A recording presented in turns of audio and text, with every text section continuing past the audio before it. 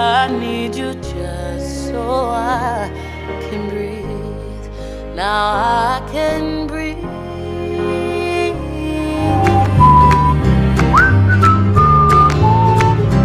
Yeah, I can breathe. I can breathe.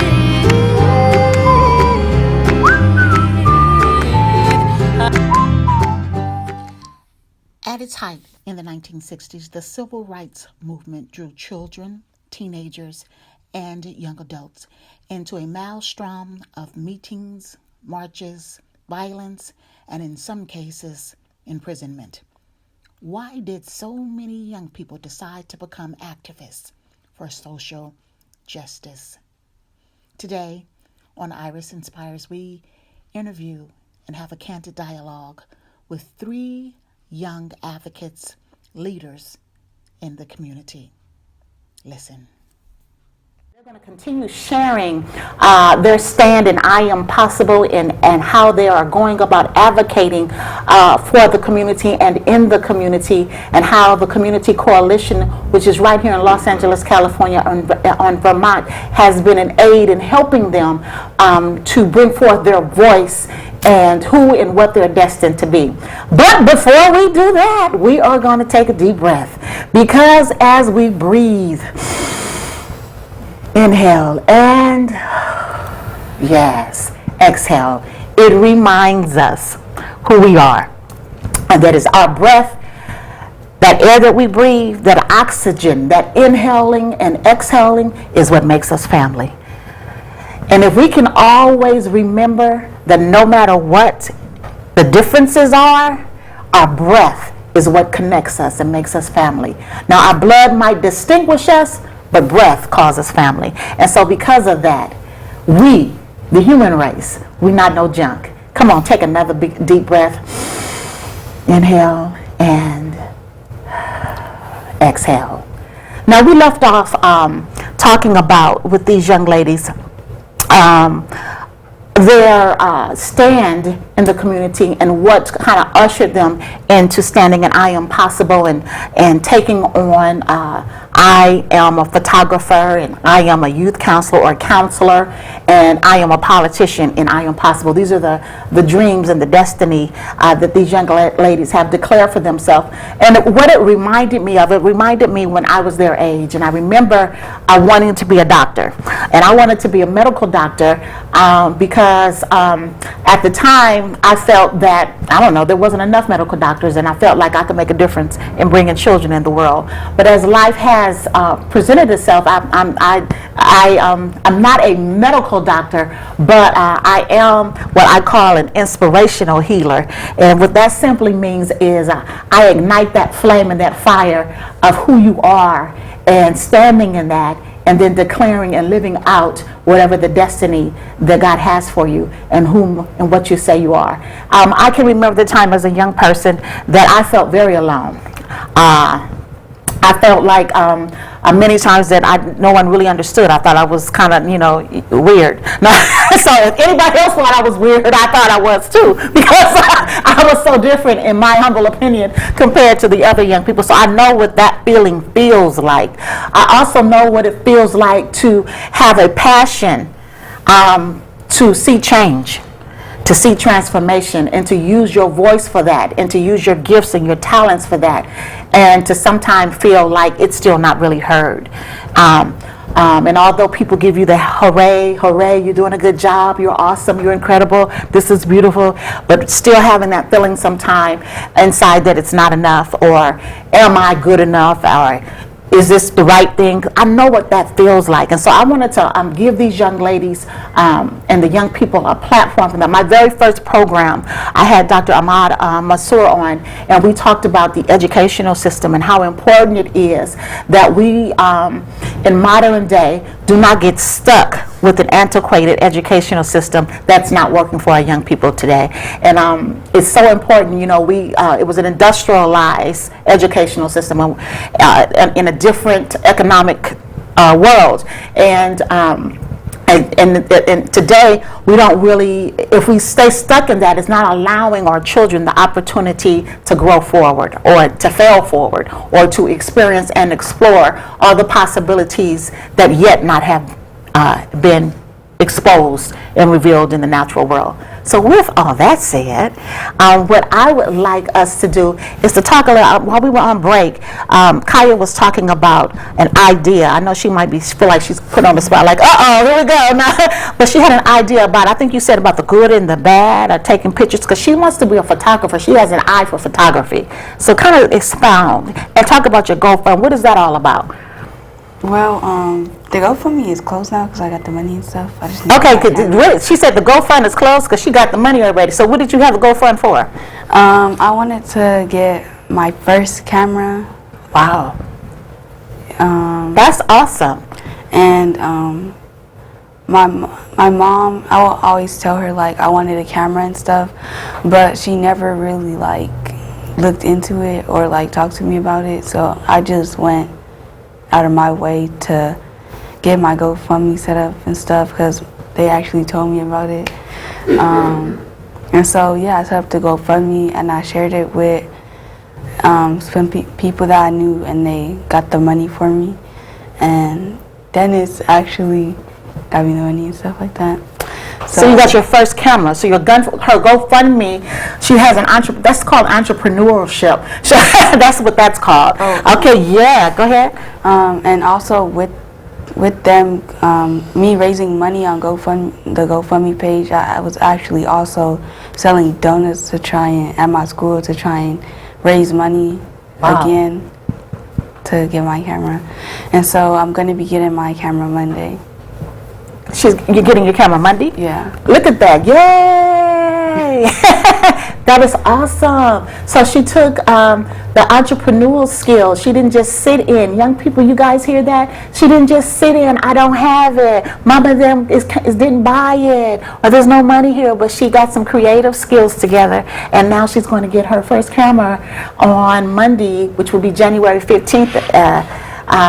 Whenever, I'm not sure when you guys are going to see this, but January 15th, 2018 is when she is going to get her camera. And guess what day that we're celebrating on that day? We'll be celebrating the Martin Luther King and his belief in the world of dream and living it forward, right? Awesome. I think that's magnificent. Yes. What else, young lady? So what you going to do with that camera? One thing I was planning on doing with my camera was I want to do a social experiment to show and express how people in my community are beautiful and that they can express themselves and that they're to show that they are beautiful. Awesome.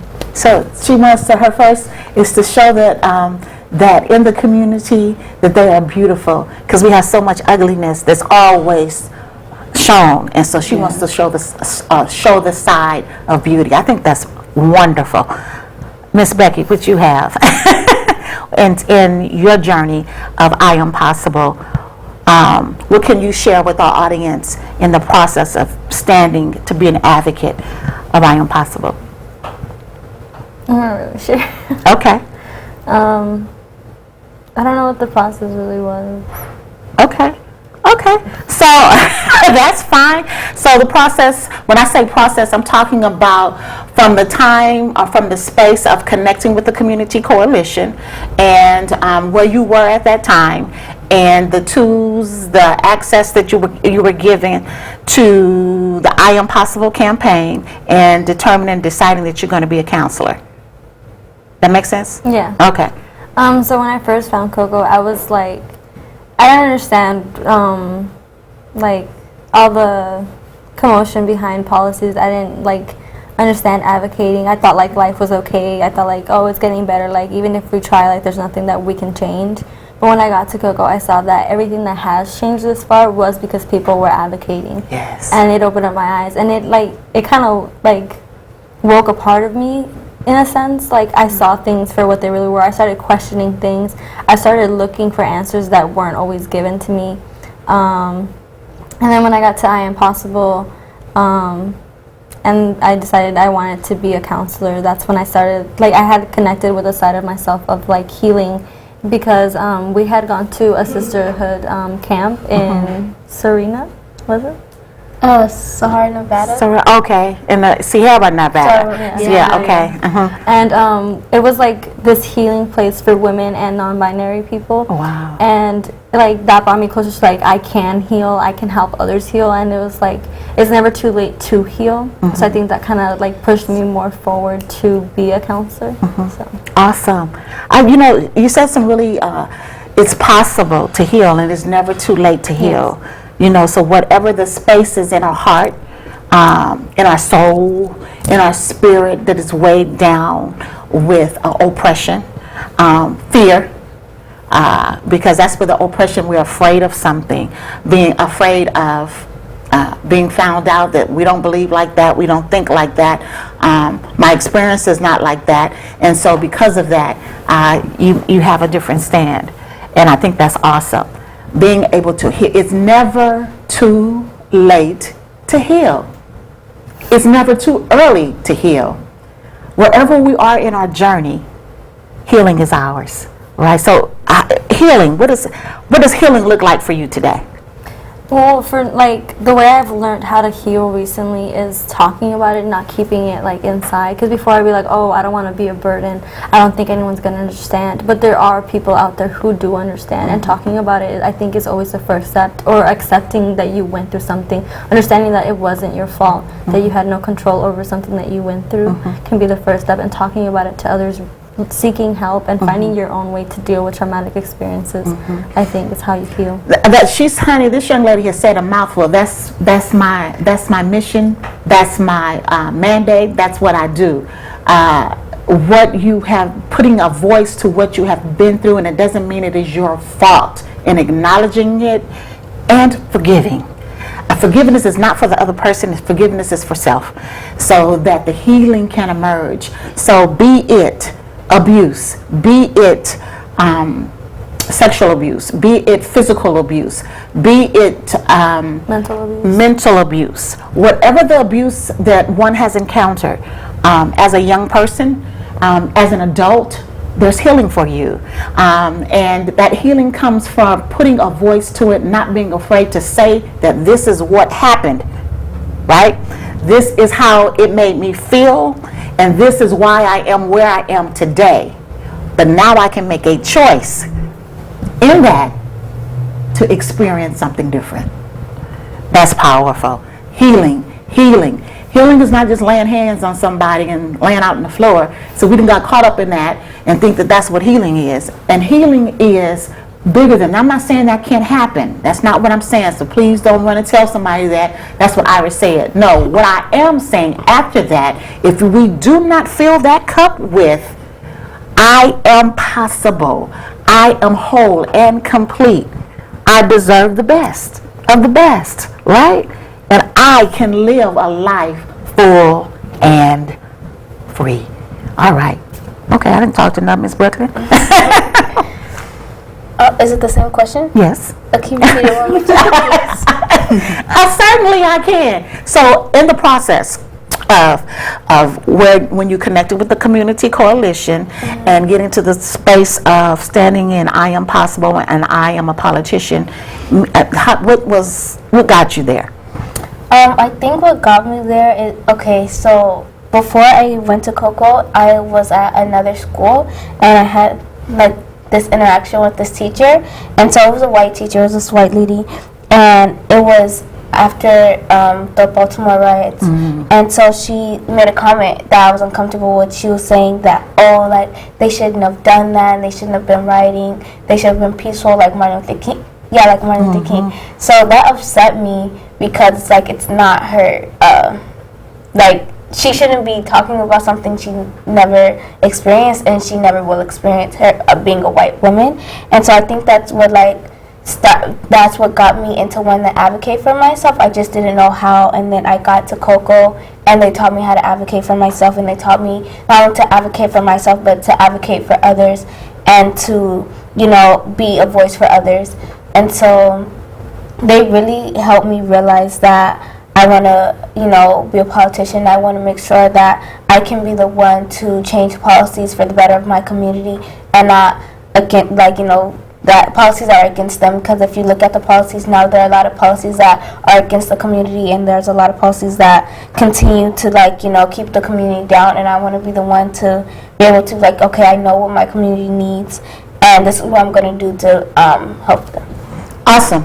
How you said a whole lot in that statement, because one of the things that we often forget, it was the young people and children, even in the civil rights movement, that helped push that forward. It was in the meetings that they discussed when they debated on whether to put the women and children and young people on the line because of the violence of the time that was going on. But it was that when they said, well, if the world sees this, they will see the atrocity in racism and institutional racism in the country that we so dearly love.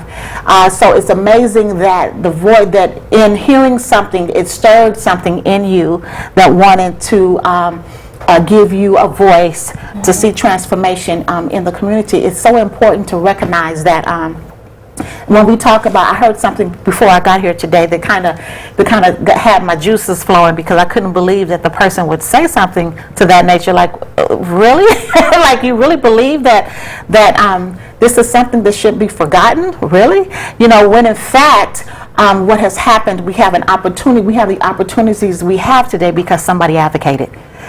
Because of advocacy, because of making a stand, for standing in IAM, for believing in not just a dream, but believing that the dream is possible, right? That it's livable, that extends beyond ourselves. So I like to say that that's awesome. And even to know that policies, as we know it, does not have to remain, that you have the ability to transform that. And so, because the policies have to be implemented by us. Yeah. Right? So I think that's awesome. So what are some of the policies that you would change, if you could, right now, this second? No, I want to hear them. No. I think one of the policies that's closest to heart right now is that youth can be tried as adults. And so I hold that close to my heart right now, because my cousin, he went to prison when he was 17 years old, and he recently got murdered in prison. And so that I hold that policy close to my heart, because he should have never gotten tried as an adult when he was still a youth and he was still a minor and he was still underage. So that's one of the main things that I would want to change, because as youth, we're young, we make mistakes. And so he should, especially for the crime that he committed, it wasn't... What was the crime? It was theft. But it wasn't like something... It wasn't armed robbery. Yeah, or anything like that. Mm-hmm. So it's for the crime he committed, he shouldn't have gotten the sentence that he was given. And I feel like youth, we make mistakes, and we should be able to, given a place to grow so we can learn from our mistakes, instead of being, treated like animals and put in a jail where, nothing progressive is coming from that. I think that's powerful. And I agree with you. Adults, I had a conversation with someone, and we were talking about that very issue, children being tried as adults. And it seems to be in our communities, whether we want to acknowledge it, admit it or not, that in communities of color have a tendency, communities of color we have a tendency to be tried on a platform that's much more stringent than other communities. And so I think that's to be commended, that is something. I'm doing everything I can to not cry, y'all. Let me just tell you, because I am so moved and inspired by these young ladies, for her to be able to articulate so clearly the importance of what's going on in our penal system, our justice system, our injustice system, to our young people, and seeing that there is a need to give them an opportunity to blossom and grow. I work daily with the demographics of young people, middle-aged people, and older people that have lost hope, and they don't see hope. And the only thing they see is what is handed to them, which is peanuts. And it's and when I say that graciously in the aspect of when you continuously beat down and not build up. If you beat down and not build up, you inflict pain and continuously inflict pain, you're going to get pain actions returned.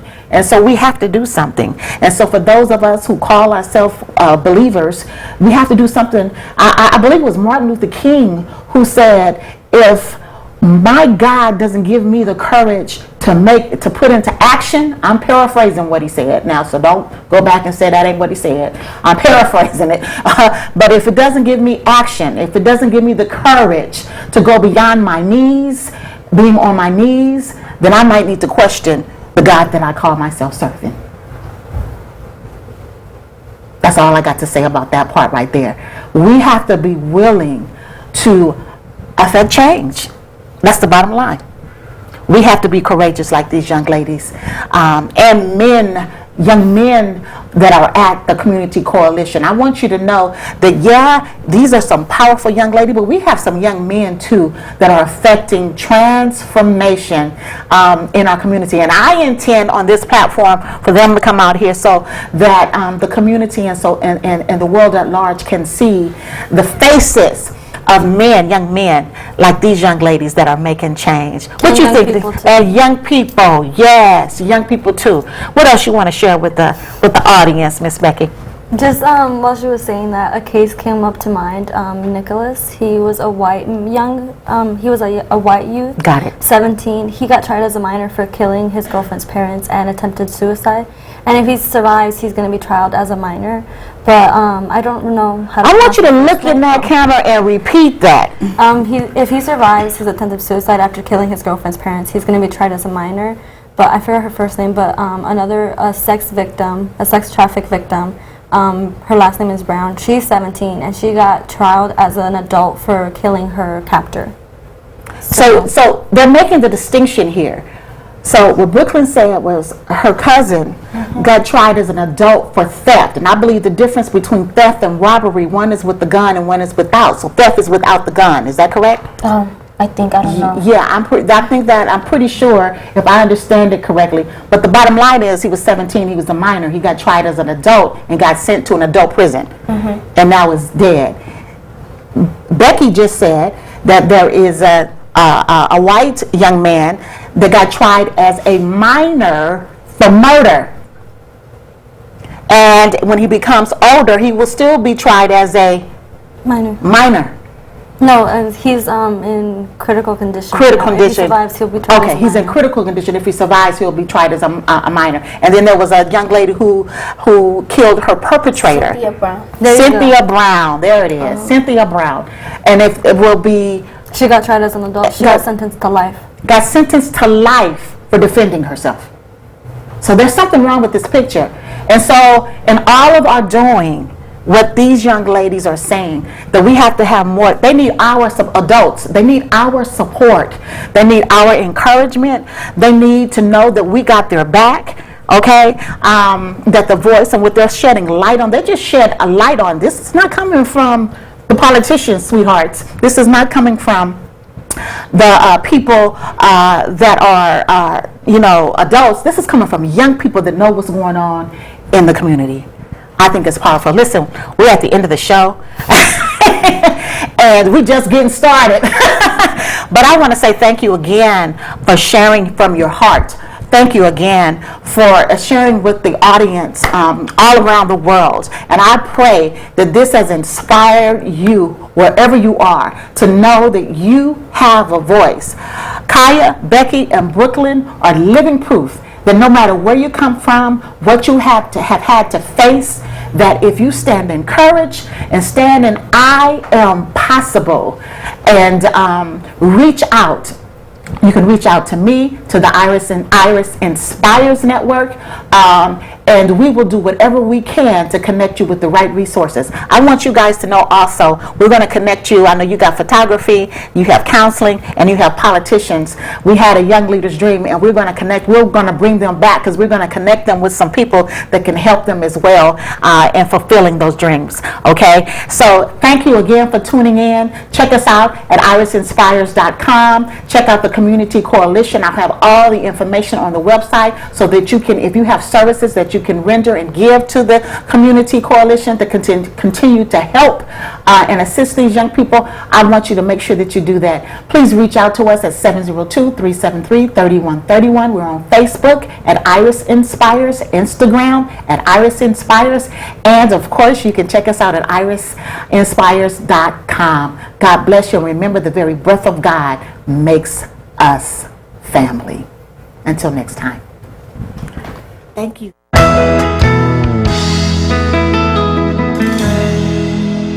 OCN, Word of God to the World.